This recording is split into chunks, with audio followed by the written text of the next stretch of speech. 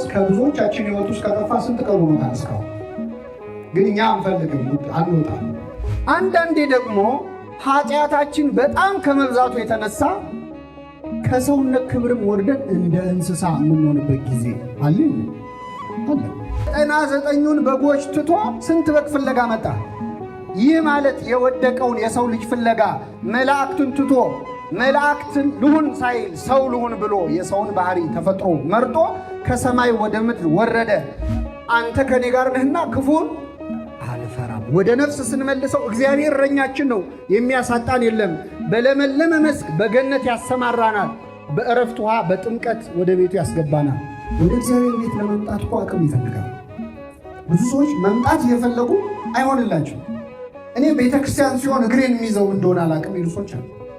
ነገ ጠዋት ተነስቼ አስቀድሳለሁ ብለው ተኝተው የሚያረፉ ሰዎች አሉ።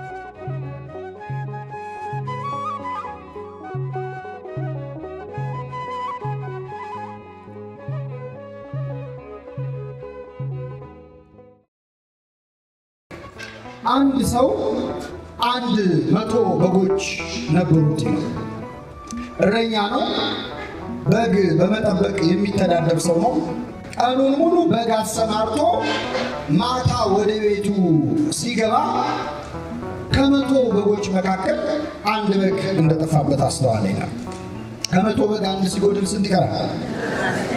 99። ይህ እረኛ 100 በጎች ውስጥ አንድ እንደጠፋ ሲያውቅ 99ኙን በጎች እዚያው በረት ውስጥ ትቶ አንዱን በግ ፍለጋ በጨለማ ወጣ ይላል። እስኪያገኘው ድረስ ፈለገው። ያንን በግ ወጥቶ ወርዶ ደክሞ በብዙ ልፋት እኩለ ሌሊት ላይ ያን የጠፋ በግ አገኘው። ባገኘው ጊዜ አነሳና በትከሻው ተሸከመው፣ ወደ ቤቱም ይዞት መጣ። ጎረቤቶቹና ወዳጆቹን ጠርቶ የጠፋውን በጌን አግኝቼዋለሁና ከኔ ጋር ደስ ይበላችሁ አላቸው። በአንድ ኃጢአተኛ ንስሐ መግባትም በሰማይ መላእክት ዘንድ ደስታ ይሆናል አለ ክርስቶስ። የመጀመሪያው ምሳሌ ነው። ሌላም ምሳሌ ተናገረ ጌታችን። ለአንዲት ሴት ደግሞ 10 ድሪም ነበራት ይላል። ድሪም ወይም ድርሃም ማለት ሳንቲም ነው። አንዳንዶች ድሪ የሚለውን ቃል ይዘው ጌጥ ይሉታል። እኛ በሳንቲም እንይዘዋለን። 10 ሳንቲሞች የነበሯት ደግሞ አንዲት ሴት ነበረች። ይህቺም ሴት ከ10 ሳንቲሞች መካከል 1 ሳንቲም ጠፋባት። እንግዲህ ኑሮ ተወዷል መሰለኝ የዛን ጊዜ። ስንት ሳንቲም የጠፋባት? መጥረጊያ ይዛ መብራት አብርታ ቤቱን ጠርጋ ቆሻሻውን ጥግ አርጋ እዛ ቆሻሻ ውስጥ ቆፍራ ያንን ሳንቲም እዚያው ቤት ውስጥ ከቆሻሻው መሃል ፈልጋ አገኘችው። አንድ ሳንቲም ፍለጋ ቆሻሻውን ጠርጋ ከቆሻሻው መሃል ፈልጋ አወጣችው። እሷም እንደ ባለበጉ የጠፋውን ሳንቲሜን አገኘሁት፣ ከኔ ጋር ደስ ይበላችሁ አለችላል። ስንተኛ ምሳሌ? ክርስቶስ የመጨረሻ ምሳሌ ተናገረ። ሶስተኛ አንድ እጅግ በጣም ባለጠጋ ሰው ነበር አለ።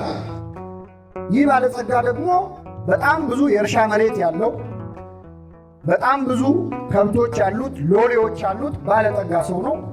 ግን የወለዳቸው ልጆች 2 ልጆች ብቻ ነበሩ፣ 2 ወንድ ልጆች ብቻ። የዚህን ባለጸጋ ሀብቱን የሚወርሱት ልጆቹ ናቸው። ግን ሀብቱን ለመውረስ አባታቸው መቼ ነው? ምን ሲሆን ነው? ሲሞት ነው። ይገርማቸዋል። ትንሹ ልጅ ግን ቢያይ አባቱ አልሞታል ማለት ቀኑ አልደረሳል። ስለዚህ በቁሙ መጣና አባቴ ሆይ የሚደርሰኝን ገንዘብ አሁኑኑ ስጠኝ አለ። አንድ ልጅ አባቱ በሕይወት እያለ ውርስ ከጠየቀ በተዘዋዋሪ ምን እየተመኘ ነው? ሞቱ። አባት ግን አላስገደደው። አንተ በቁሜ ተናዘዝልኝ ትላለህ አላለው። የሚደርሰውን ገንዘብ ከፈለና ሰጠው። ይህ ልጅ ቢቆይ የአባቱን ሀብት ከወንድሙ ጋር ለ2 እኩል ይካፈል ነበር። አሁን ግን ለ3 ነው የሚካፈሉት። 1/3 ነው የሚደርስ። 1/3 ሰጠው። የአባቱን ሀብት ተቀብሎ ወደ ሩቅ ሀገር ሄደ ይላል። እግዚአብሔር ብዙ ጊዜ የማይሰጠን ሲሰጠን እንደምንሄድ ስለሚያውቅ እና ብን ብሎ ጠፋ። እንደው አባቴ እንደው እዚሁ እስኪያረጅ እስኪሞት እንኳን አጠገቡ ልሁን እዚቹ ከተማ ልኑር አላለም። ገንዘቡን ይዞ ወደ ሩቅ ሀገር ሄደ። በሄደበት ሀገር ካገኘው ጋር በልቶ ካገኘው ጋር ጠጥቶ ገንዘቡን በአጭር ጊዜ በትኖ ጨረሰ። ገንዘብ ለማግኘት ነው እንጂ ለማጥፋት ይከብዳል። በተለይ ያለፉበት ገንዘብ ከሆነ በጣም ቀላል። ስለዚህ ገንዘቡን ጨረሰ። ይህ ልጅ ገንዘቡ አለቀ። ገንዘቡ ሲያልቅ ደግሞ ጓደኞቹ አለቁ። ይሄ ሆይ ሆይ የሚሉት እንብላ እንጠጣ የሚሉት ወዳጆቹ ተለዩት፣ ባዶ እጁን ቀረ። ስለዚህ ሰው ቤት ለመኖር ተገደደ። ቤት አልሰራም፣ ንብረት አላፈራም። ስለዚህ ወደ አንድ ሰው ቤት ገብቶ እባክህ አስጠጋኝ አለው። እሺ አሳድርሃለሁ፣ ግን ቀን ቀን ስራ ሰጥሃለሁ አለው። ስራው ጥሩ ስራ እንዳይመስላችሁ፣ አሳማዎች አሉ፣ እነሱን ጠብቃለሁ። ይህ ልጅ ተንደላቆ ያደገ ልጅ፣ ምንም ስራ ሰርቶ ማያቅ ልጅ ከዛ የድሎት ሕይወት ወጥቶ የምን ጠባቂ ሆነ? የአሳማ። ሐሳማ በግዕዝ ፍጹም አስቀያሚ ማለት የመጨረሻ ቆሻሻው እንስሳ እና ይህ ልጅ አሳማ እየጠበቀ በዛ በሚሸት በረት ውስጥ መዋል ጀመረ። ግን እዛ በረት ውስጥ ሆኖ ከሽታው በላይ በጣም የሚያስቸግረው ረሃብ ነበረ። በጣም ይቸግረው ነበር፣ ይርበው ነበር። አሳማዎቹ ከሚበሉት ምግብ ሊበላ ይመኝ ነበር ይላል። ምን ነው እነሱም ባረገኝ እስከ ማለት ደረሰ። ይህን ጊዜ ወደ ልቡ ተመለሰ ይላል። እግዚአብሔር ሁላችንን ወደ ልባችን ይመልሳል። ምን አለ? በአባቴ ቤት እንጀራ የሚተርፋቸው አገልጋዮች ስንት ናቸዋል? እኔ እዚህ በረት ውስጥ ቁጭ ብዬ በሽታ ውስጥ ሆኜ ረሃብ ሊደፋኝ ነው፣ ሊገለኝ። በአባቴ ቤት ግን ጠግበው በዚህ ሰዓት ምግብ የሚደፉ ጠግበው ለውሻ የሚሰጡ በጣም ብዙ አገልጋዮች አሉ። ስለዚህ አሁኑኑ ተነስቼ ወደ አባቴ ሄዳለሁ። አባቴን እንዲህ እለዋለሁ፣ አባቴ ሆይ በሰማይና በፊትህ በደሉ። በሰማይ በእግዚአብሔር ፊት አባትህን እናትህን አክብር ባለ በእግዚአብሔር ፊት፣ በምድር ደግሞ በአንተ ፊት በደሉ። ከእንግዲህ ወዲህ ልጅህ ልባል አይገባኝም። ቤትህ ውስጥ ካሉት አገልጋዮች አንዱ አድርገኝ እለዋለሁ አለ። ተነስቶ ወደ አባቱ መጣ። አባቱም ይገርማቸዋል፣ ገና ከሩቅ ሳለ አየውና አዘነለት። አዘነበት አይደለም፣ ምን አለለት? ወደ እርሱ ሮጠና አቀፈና ሳመው። ወደ እርሱ ሮጠና አቀፈና ሳመው። ልጁም አባቴ ሆይ ልጄ ልባል አይገባኝም አለ። አባት ግን አላስጨረሰውም። ከሁሉ የተሻለ ልብስ አምጡና አልብሱት፣ ለጣቱ ቀለበት፣ ለእግሩ ጫማ ስጡት፣ የሰባውን ፍሪዳ አምጡና ረዱት፣ እንብላ ደስ ይበለን። ልጄ ሞቶ ነበር ሕያው ሆኗል፣ ጠፍቶ ነበር ተገኝቷል አለ። ደስ ይላቸው ጀመር ይላል። ይህ ሁሉ ሲሆን ይህ ባለጸጋ ስንት ልጆች አሉት ብያቸዋል? ታላቅ ወንድሙ እርሻ ሲያርስ ውሎ በዚህ ሰዓት ወደ ቤት መጣ። ሲመጣ ቤቱ እልልታ በእልልታ ሆኗል። መሰንቆ እንዚራ ይሰማል። ምንድነው ብሎ አንዱን ሕፃን ጠርቶ ጠየቀ። ምንድነው ሲለው፣ አይ ወንድም መጥቶ አባት የሰባውን ፍሪዳ አርዶለት ነው። ተቆጣ። ሊገባም አልፈለገ። ውጭ ቁጭ አለ፣ አኩርፎ ማለት ነው። ታላቁ ነው። ከኔ ጋር ናችሁ? አባትም ወጥቶ ለመነው፣ ኧረ እባክህ ግባ አለው። አልገባም፣ እኔ እስከ ዛሬ እንደ ባሪያ ተገዝቼ አገልግያለሁ። ካዘዝከኝ ውስጥ ያልፈጸምኩት አንድም ነገር የለም። ግን ለእኔና ለጓደኞቼ ደስ ይበላቸው ብለህ እንደው ፍየል እንኳን አርዳ ብልተንን ታውቃለሁ።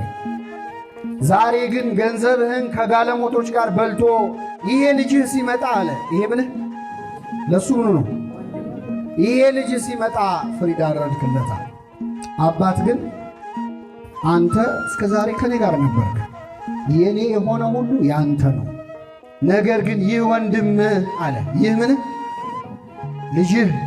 ይህ ልጅህ ያለውን ወንድምህ ብሎ አረሙ። ጠፍቶ ነበር ስለተገኘ፣ ሞቶ ነበር ሕያው ስለሆነ ደስ ሊለን ሐሴትም ልናደርግ ይገባናል አለው ይላል። ስለ ቃሉ አምላካችን ስም የተመሰገነ ይሁን። ጠፊዎቹን ያቸው መጀመሪያ የጠፋው እንስሳ ነው። ሁለተኛ የጠፋው ዕቃ ነው፣ ሳንቲም ነው። ሶስተኛ የጠፋው ሰው ነው። እኛ ክርስቲያኖች ሰው ሆነን እንጠፋለን አንጠፋም? ሰው ሆኖ የማይበድል እንጨት ሆኖ የማይጨስ የለም እያለን እንጠፋለን። አንዳንዴ ደግሞ ኃጢአታችን በጣም ከመብዛቱ የተነሳ ከሰውነት ክብርም ወርደን እንደ እንስሳ የምንሆንበት ጊዜ አለ። ሰው ክብር ሆኖ ሳለ አያውቅም እንደሚጠፉ እንስሳት መሰለ እንዳለ ነቢየ እግዚአብሔር ዳዊት። ሰው አንዳንዴ እንስሳዊ ባህሪው የሚያይልበት ጊዜ አለ። እንስሳት አይጾሙ፣ እንስሳት ራሳቸውን አይገዙም። ልክ እንደ እንስሳ ሰው ራሱን የማይገዛበት ሕይወት ውስጥ ሊኖር ይችላል። አንዳንዴ ደግሞ ከእንስሳም ወርደን ዕቃ የምንሆንበት ጊዜ አለ። ሰው የማይጠቅም በቃ የተበላሸ ሕይወት ውስጥ ሊገባ ይችላል። ሰው ሆነን ብንጠፋም እንስሳ ሆነን ብንጠፋም ዕቃ ሆነን ብንጠፋ ማን ይፈልገናል?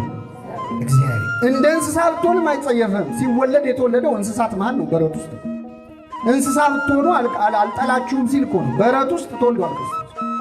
እንደ ዕቃ ብንጠፋ እግዚአብሔር ይፈልገናል። ፈላጊውን ደግሞ ስታዩት መጀመሪያ ላይ ፈላጊው እረኛ ነው። ሁለተኛው ላይ ፈላጊው እናት ነች። ሶስተኛው ላይ አባት ነው። የሁላችን አባት ማን ነው? ምን እግዚአብሔር። እናታችንም እሱ ነው። ቅዱስ ያሬድ አንተ አባታችን አንተ እናታችን ነህ ይለዋል። እግዚአብሔር አባት ነው፣ እግዚአብሔር እናት ነው። ታላቁ የቤተ ክርስቲያናችን ሊቅ አለቃ ኪዳነ ወልድ ክፍሌ ደግሞ እግዚአብሔር እናት አባት ብቻ አይደለም ይላሉ፣ አያታችንም እሱ ነው ይላሉ። ምናችን? ምክንያቱም እግዚአብሔር በመጽሐፍ ቅዱስ ራሱን በዶሮ እየመሰለ በወፍ እየመሰለ ይናገራል። ዶሮ ጫጩቶቿን ከቅፎቿ በታች እንደምትሰበስብ እኔ እናንተን ሰበስባችኋለሁ ይላል እግዚአብሔር። ራሱን በዶሮ በንስር በወፍ እኛን ደግሞ በጫጩት ይመስል።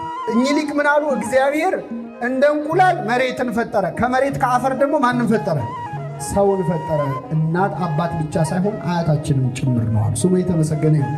ግን እናት አባታችን አያታችን ደግሞ እንደው የፈለገ ቢወዱን ቢያንደላቅቁን ቢያሳድጉን በዋልንበት ሁሉ አብረውን አይውሉ፣ ባደርንበት ሁሉ አብረውን አይውሉ። እግዚአብሔር ግን ከኛ ተለይቶ ያውቃል። ስለዚህ እግዚአብሔር እናት አያት ብቻ ሳይሆን እረኛም ጭምር ነው። ነቢየ እግዚአብሔር ዳዊት አለ እግዚአብሔር ምኔ ነው? የሚያሳጣኝ የለም። እረኛችን ነው እግዚአብሔር። እረኛ በጎቹን የበሉትን በልተው ይኑሩ ነው የሚለው። የኔ እረኛ እግዚአብሔር ግን አለ ዳዊት የሚያሳጣኝ የለም። በለመለመ መስክ ያሳድረኛል፣ የትም ይብላ ብሎ አይነዳኝም። የለመለመ ሳር መርጦ በለመለመ መስክ ያሳድረኛል። በዕረፍት ውሃ ዘንድ ይመራኛል፣ ጎርፍ ይጠጣ ብሎ ጎርፍ ላይ ወስዶ ያሰማራኛል። በዕረፍት ውሃ በተረጋጋ ሰላም ባለው ውሃ ላይ ወስዶ ያጠጣኛል። ነፍሴን መለሳት፣ ስለ ስሙም በጽድቅ መንገድ መራኝ። እኔ የእሱ በግ ነኝና ወደ ገደል ልገባ ስል ነፍሴን መልሶ ደመ ነፍሴን መልሶ እረኛ እግዚአብሔር በጽድቅ መንገድ በመልካሙ መንገድ መራኝ። በሞት ጥላ መካከል እንኳ ብሄድ አንተ ከኔ ጋር ነህና ክፉን አልፈራም። ወደ ነፍስ ስንመልሰው እግዚአብሔር እረኛችን ነው፣ የሚያሳጣን የለም። በለመለመ መስክ በገነት ያሰማራናል፣ በዕረፍት ውሃ በጥምቀት ወደ ቤቱ ያስገባናል። ነፍሴን መለሳት አለ፣ ከሲኦል ወደ ገነት መለሳት። ስለ ስሙም በጽድቅ መንገድ ወደ ገነት መራኝ። በሞት ጥላ ሲኦል እንኳን ብወርድ አንተ ከኔ ጋር ነህና ክፉን አልፈራም። ይህ እረኛ 100 በጎች ነበሩት ይላል። የጠፋበት ስንት በግ ነው? አንድ በግ። ያሉት ስንት ናቸው?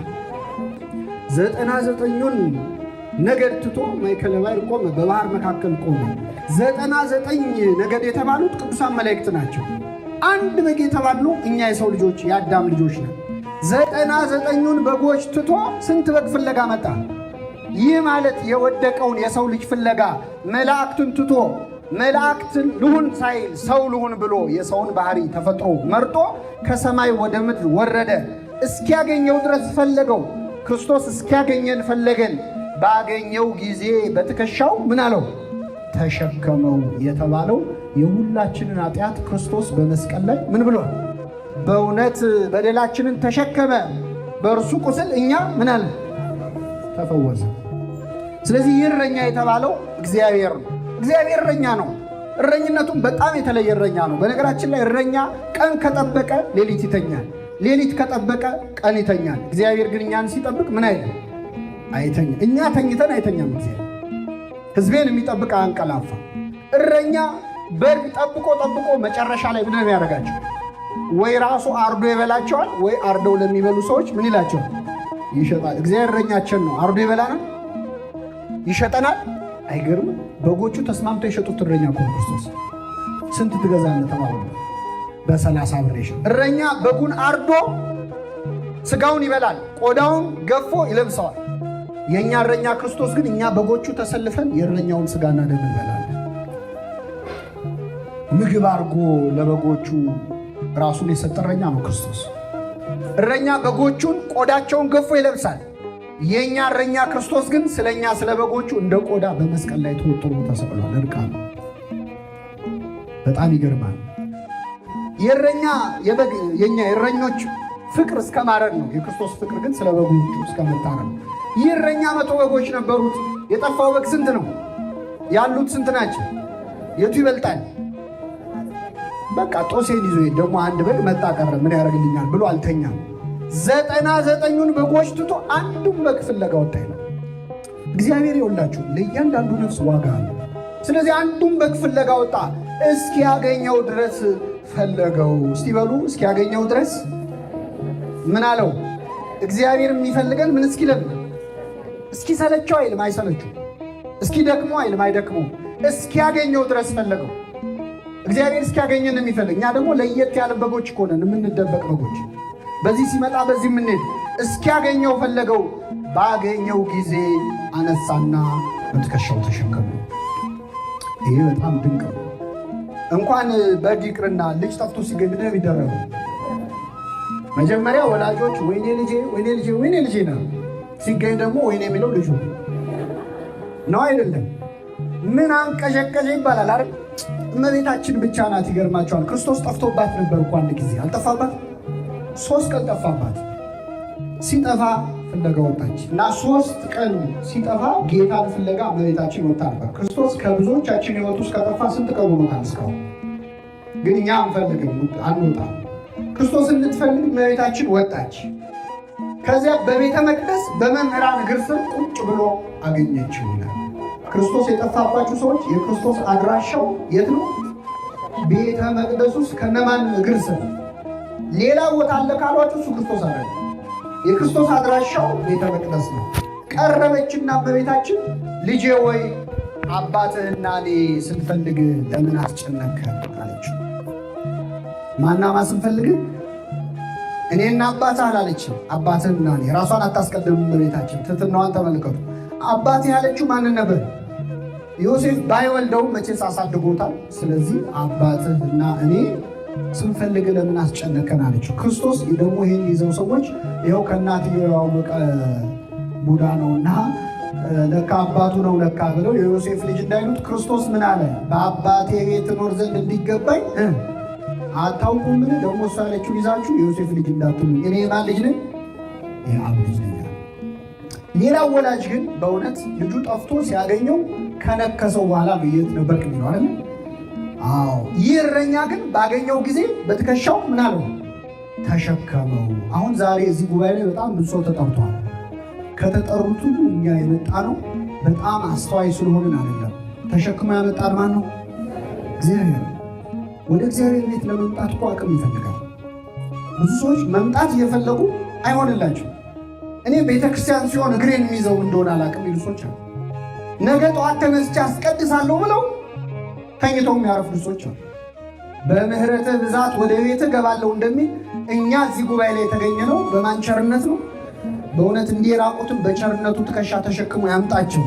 እግሩ እንደዛ ላይ እኮ ነው። አያችሁ፣ ያረኛ ሲያየው ያበግ ሲቅበዘበዝ እግሩ ዝሏል፣ ደክሞታል፣ ለመመለስ አቅም ያጥረዋል። ስለዚህ ሊሸከመው አለ።